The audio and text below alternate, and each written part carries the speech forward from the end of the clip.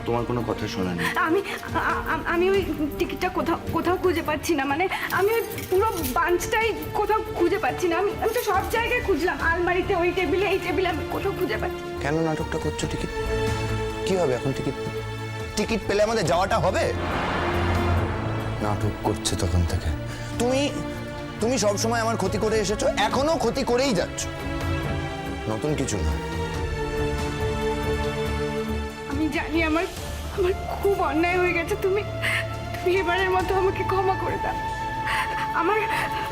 আমার সত্যি তো আরো সাবধান হওয়া উচিত ছিল। যেটার দায়িত্ব আমি নিতে পারবো না, ওটা আমার নেওয়া উচিত হয়নি। আমার বারবার চেক করা উচিত ছিল, কিন্তু আমি তো, তোমার মনে নেই?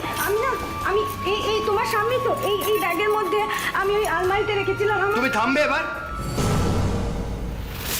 কেন একই কথা বলছো? আমি তো বলছি বারংবার আমি টিকিট নিয়ে কথা বলতে চাই না। কেন ন্যাক করছো? তোমার জীবনের একমাত্র লক্ষ্য হচ্ছে সবসময় আমায় ছোট করা, জীবন সম্পর্কে আমায় বিতৃষ্ণা ধরিয়ে দেওয়া। তিতি বিরক্ত করে দেওয়া, সেটাই তুমি করেছো। আমি অসহায় হয়ে গেছি, আমায় এবার রেহাই দাও প্লিজ।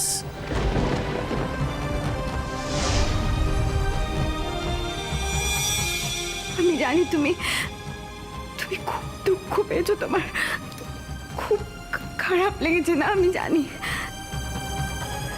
দয়া দেখাচ্ছে আমার খারাপ লেগেছে বলে আমাকে সান্ত্বনা দিচ্ছে। আমি জীবনে সবকিছু সহ্য করতে পারি গঙ্গাবতী, কিন্তু সান্ত্বনা সহ্য করতে পারি না। তুমি আমাকে সান্ত্বনা দিচ্ছ? এত সাহস হলো কি করে তোমার?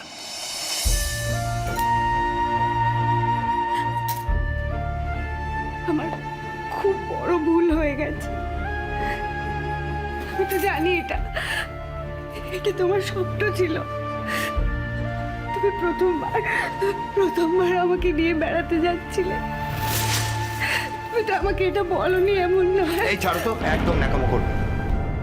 কি ভেবেছো ন্যাকামো করবে আর আমি গলে যাব? তোমার এই রেসপন্সিবিলিটি ক্ষমা করে দেবো? কখনো করবো না।